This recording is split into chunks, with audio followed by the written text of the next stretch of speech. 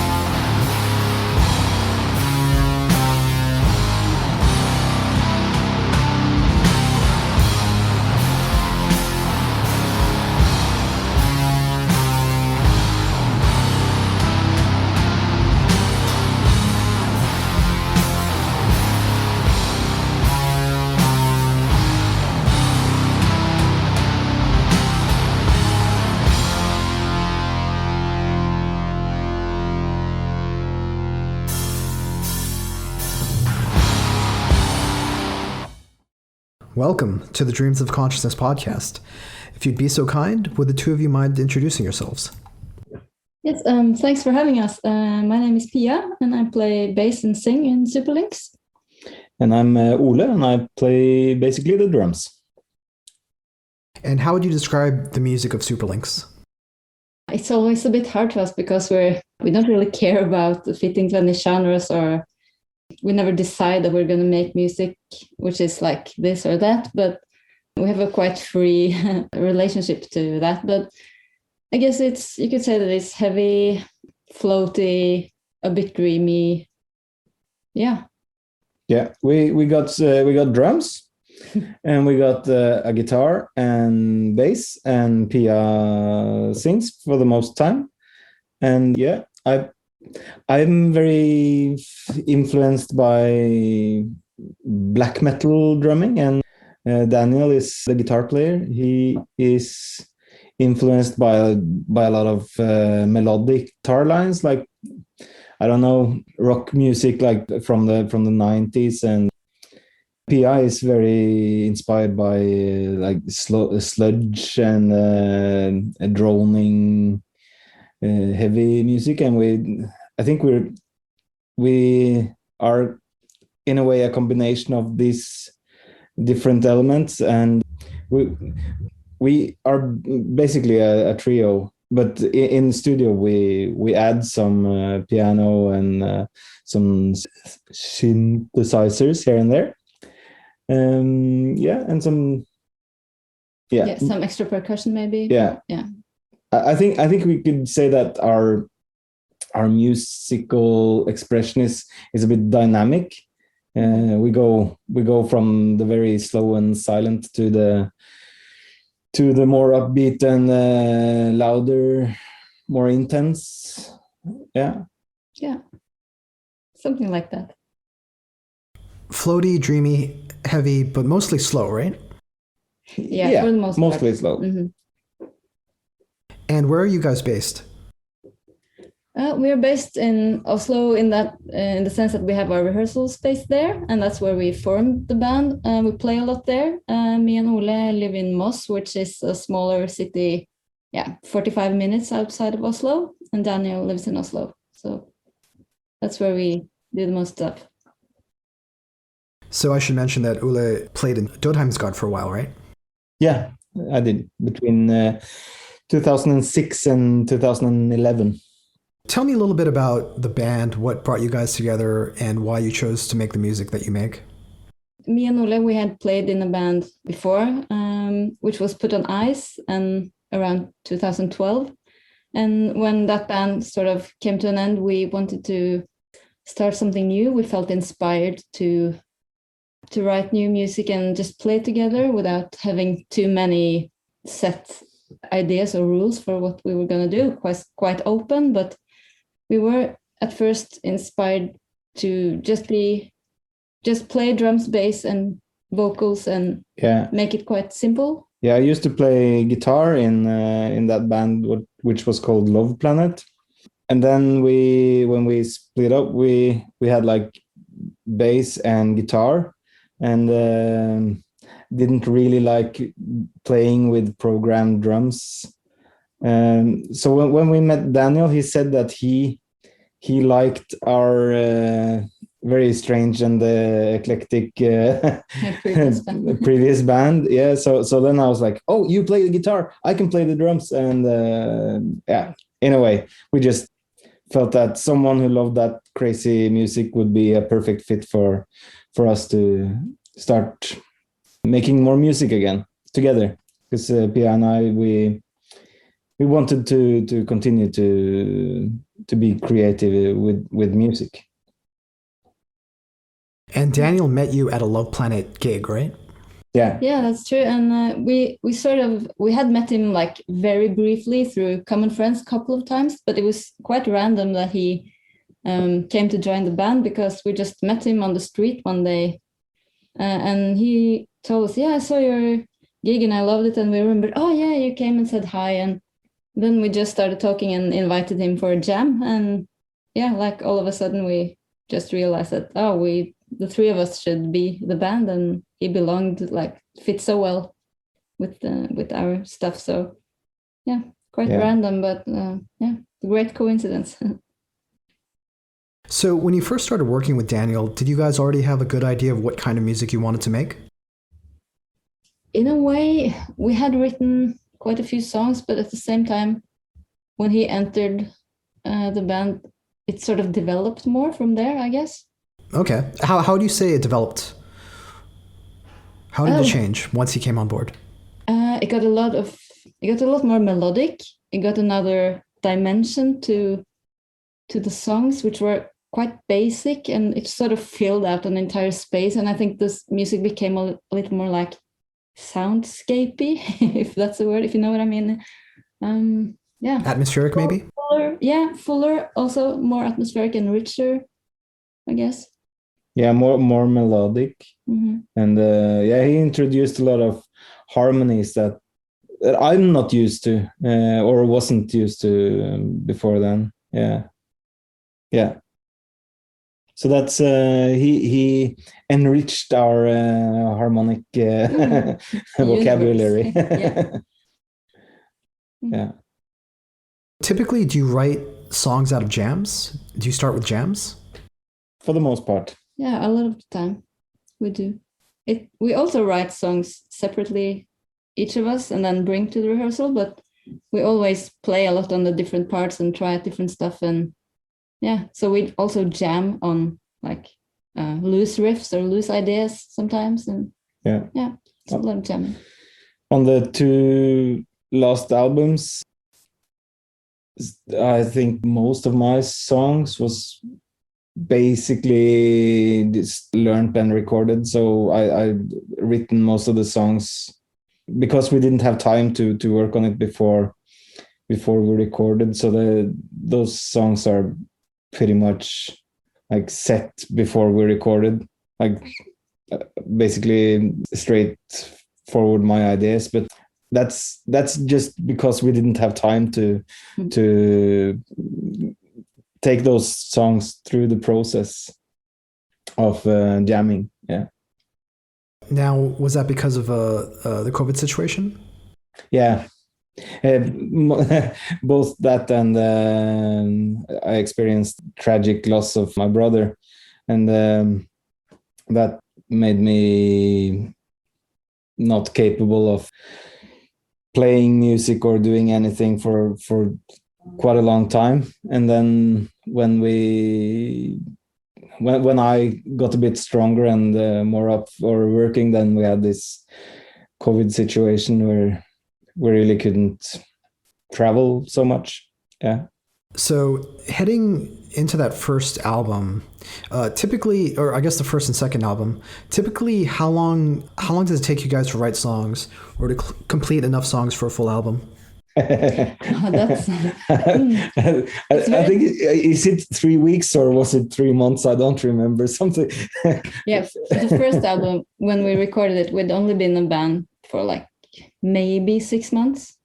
Yeah. And then we suddenly got the chance to get in the studio with this guy we really wanted to work with, and we sort of worked through that towards that deadline. And then we were having a few beers with Ole Teigen, and then we talked about because he was going to he was studying at this school where he had some studio time, and we're like, maybe we could go there and record, and but we only have like 3 songs, but that's okay. We'll write the rest. When do you have time? And then we just set the date and we work towards that. And that was a little bit crazy, but at the same time we were in a very productive and creative phase, and it worked out well. And we wrote the album in a matter of weeks and recorded the whole thing in 2 days. So it was.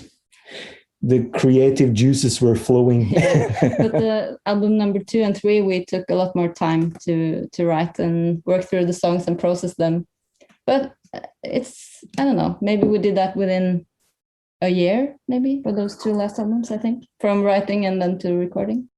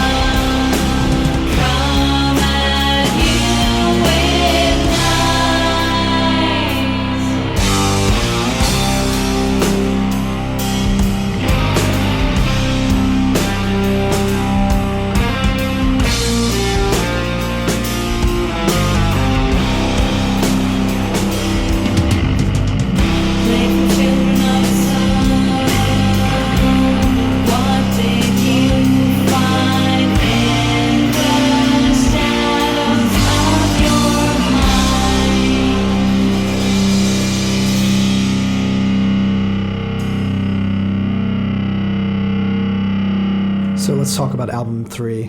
Electric Temple came out this past April through Dark Essence Records. Tell me a little bit about this album and your intentions going into it. Yeah, when we recorded the previous one, New Moon, we were very focused on darkness and breaking through personal darkness and yeah. So the previous album was a bit self-consumed.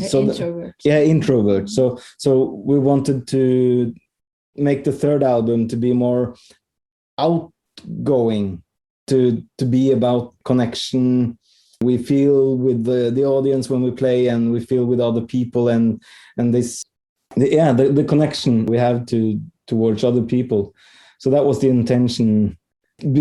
Going out of studio, working with album number 2, we had this idea of, okay, now let's go out of ourselves and into the external connections.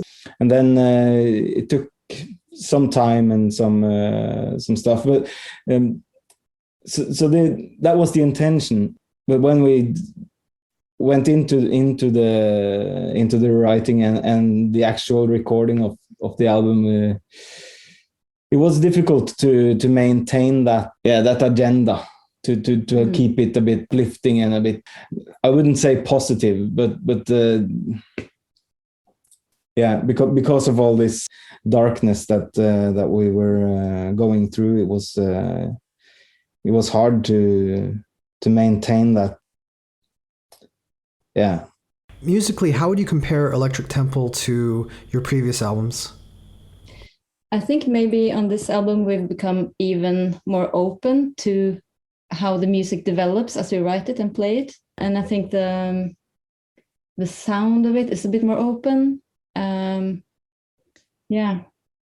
It sort of follows a path we've been going, but maybe spreading out a little more in different moods, maybe a little bit. Yeah, I feel this album is much more rich. It goes in very different directions, and it dealing with different aspects of this journey that is life musically. It's not only darkness, it's not only light, it's not only introvert, it's not only extrovert.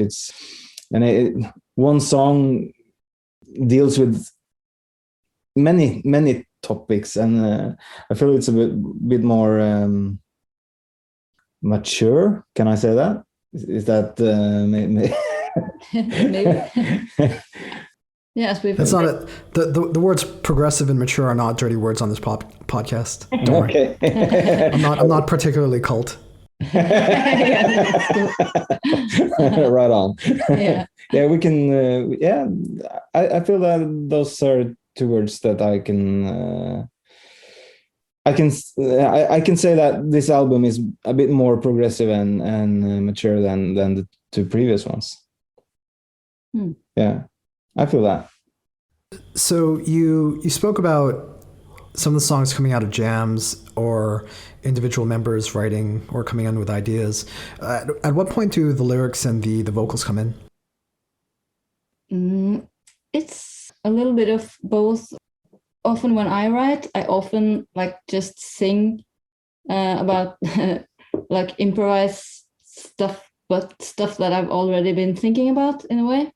And often it just comes while I play. I do that, often play and sing at the same time when I try to write stuff. But when we jam, it's sort of the same thing. Maybe I just start singing. Sometimes I get melodic ideas and lyrics later, and but it's always the song sort of has some sort of idea that I feel that your songs come out of your lyrics sometimes. That you have some. Yeah, we live together, so I see. Sometimes she just goes and writes stuff and goes into that. I can see it on her face when she has an idea, and then she writes it down, and then she I feel then you make some melodies or some riffs, and we work on that.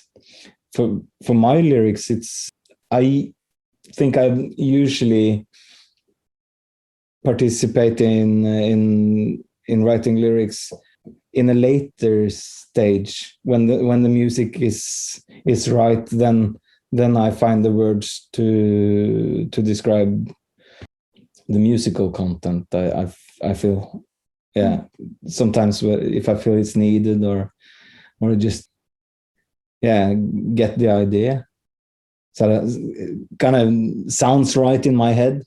So you use the words progressive. Do you have themes or concepts going into albums? Like, can you tell me a little bit about the concepts behind this album, or some of the themes? Yeah. Yeah, it's me and Ole. We talk a lot about what concepts or ideas we have for the album, and as we said before, we talked about this more outgoing vibe, and I would say that the three albums are connected. Mm-hmm. It's like a story going through, like initially going through from the first album and the second and now the third, because the first album is called Lux, and it's about something as sickening, or what do you say, like spiritual enlightenment.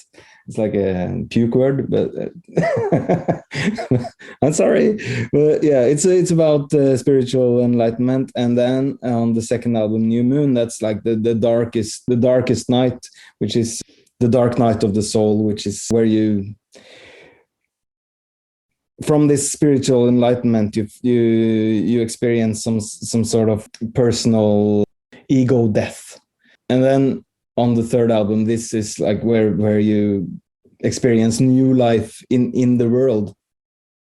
Yeah, and we also talked a lot about how important music is to us, and that's just the truth that's becoming more and more obvious, like how much music is a way for us to deal with life and stuff that happens, both positive and harder stuff.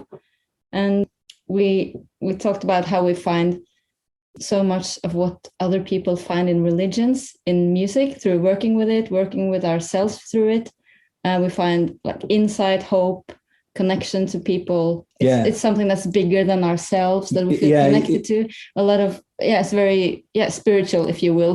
This connection from inside and out to the world. Yeah, and we've also talked about before how our rehearsal space and our music is sort of our temple. And for this album, we thought about making that the overbearing concept for the entire album, that music is our temple. And we also were inspired by Jimi Hendrix, who said that his music was electric church music. So it's also a reference to that, the album title. One word that I often see used in reference to your music is meditative. Definitely.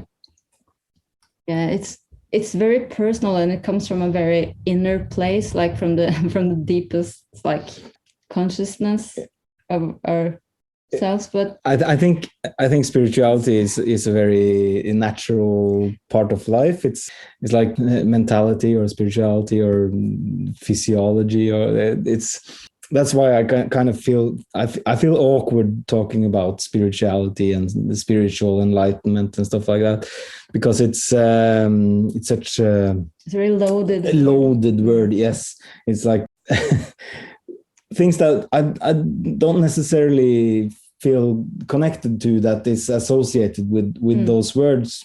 But spirituality, in my sense, is of course embedded in every aspect of my life. It's not that music is apart from spirituality, or spirituality is it's all connected. It's music is I think someone called it the language of the soul, or and introducing words like soul also creates conflict, because we have those loaded words. But it's important part of life, and music is a language, same as spoken language, written language, or and facial expressions. Everything is just what do you say, transaction.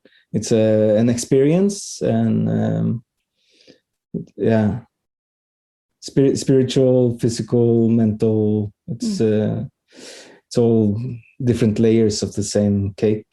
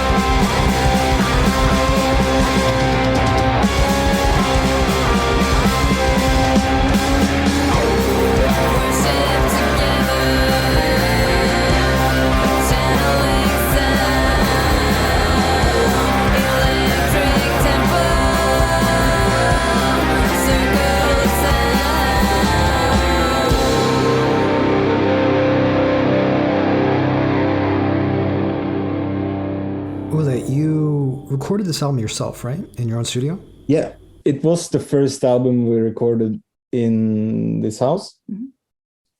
So we went through. At first, we rehearsed. No, first we wrote the songs in our home. So I tried the different locations for where to put the drums, where to put our amplifiers, and where to put everything where they would sound good. And I had the luxury because I'm studying at this music production school in Oslo, so I can try a lot of high-end microphones and preamps and stuff. So I had the luxury of experimenting a bit before we decided how to do it. So we wrote the songs, made the pre-prods of the songs, and then we rehearsed it at rehearsal space to be nice to our neighbors, because we have neighbors.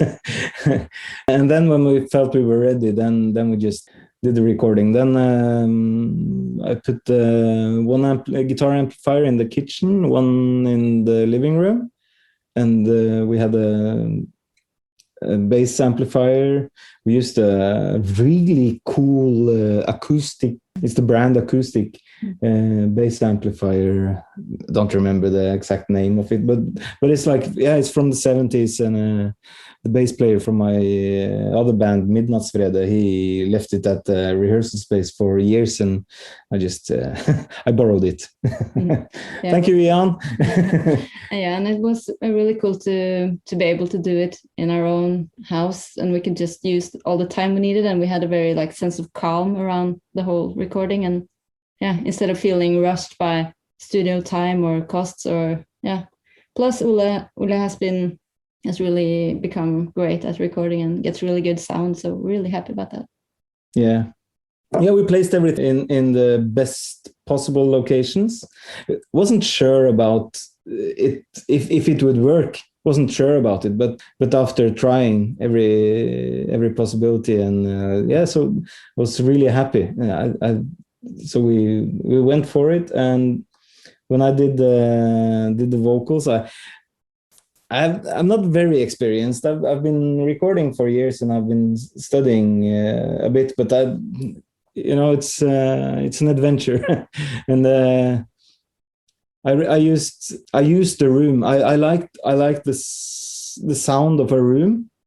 I think that's a very important part of music production, the acoustic of the room.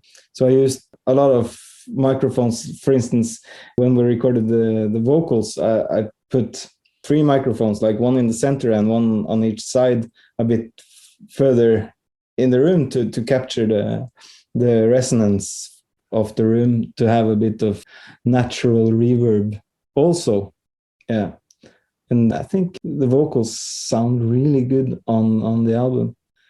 I didn't mix it, but that's the files I sent to Mark, and he made it work after that. Yeah. In terms of capturing the sound of the room, would you say that that's the atmosphere?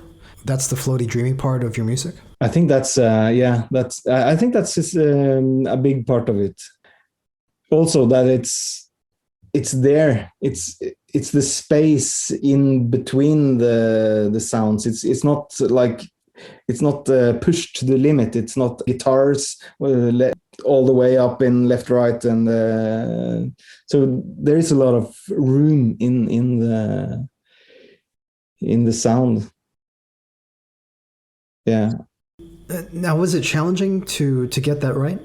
Yeah, that's what I've been aiming for and trying to make work for a long time.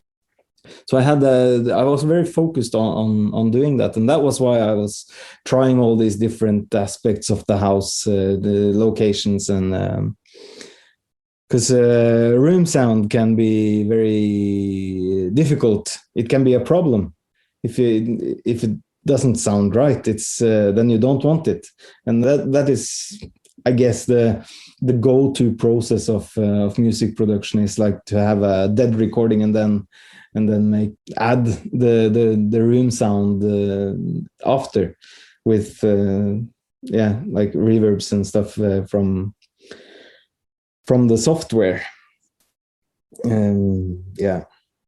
So it was a lot of research, and I think I nailed it.